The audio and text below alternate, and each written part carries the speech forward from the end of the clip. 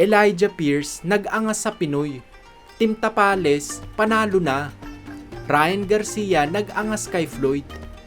Pag-usapan natin yan mga trops, ngunit bago tayo magpatuloy, palike muna ng video and hit the notification bell button at pasubscribe na rin sa aking Easy Work Sports YouTube channel.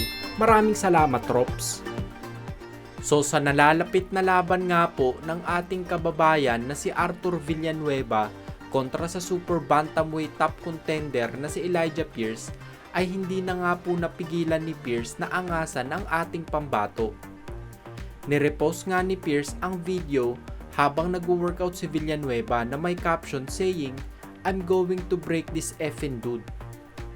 Na parang sinasabi dito na madali lang niyang wawasakin ang Pinoy. Huwag lang papakasiguro itong si Pierce mga trops dahil hindi rin biro ang mga nakalaban nitong si Villanueva. Kahit natalo mga trops ay naka-experience itong si Villanueva kumalaban ng mga high caliber fighters kagaya ng mga former bantamweight champions na sila Zulani Taytay, Luis Neri at Nordin Ubali. Maglalaban ng dalawa sa March 29 at marami ang umaasa na mananalo dito si Pierce dahil ito ay isang tune-up fight lang para sa kanya upang umakyat ang pangalan sa itaas ng rankings ng Super Bantamweight Division. Sa kabilang banda naman po ay nanalo ng 2023 Coach of the Year Award ang head trainer ng former Unified Super Bantamweight Champion Marlon Tapales na si Coach Ernel Fontanilla sa First Pacquiao Elorde Philippine Boxing Awards.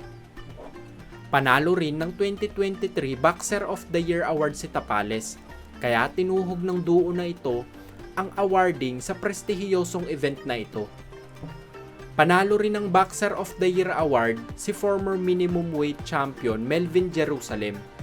Gaganapin ang upcoming event na ito sa March 25, 2024 sa Okada, Manila.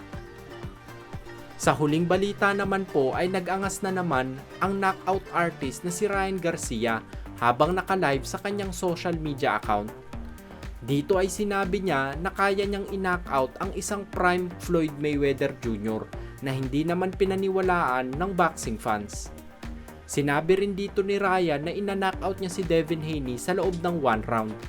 Susugod daw siya kay Haney habang nakababa ang kamay at papatamaan ng dalawang magkasunod na suntok tsaka matatapos ang laban.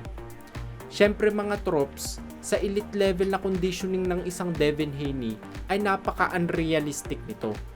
Ang mga ganitong klaseng atake ni Ryan ay parte lamang ng kanyang palabas para i-promote ang laban. Nasabi na noon ni Ryan na puro trolling lang itong ginagawa niya kamakailan para ibenta ang laban. Dagdag pa niya ay siya lang daw kasi ang gumagawa ng 98% ng mga bagay related sa promotions ng paparating nilang laban sa April 20. Para sa inyong mga trops, kaya ba ni Ryan i-knockout si Haney? Comment nyo lang ang sagot nyo sa baba.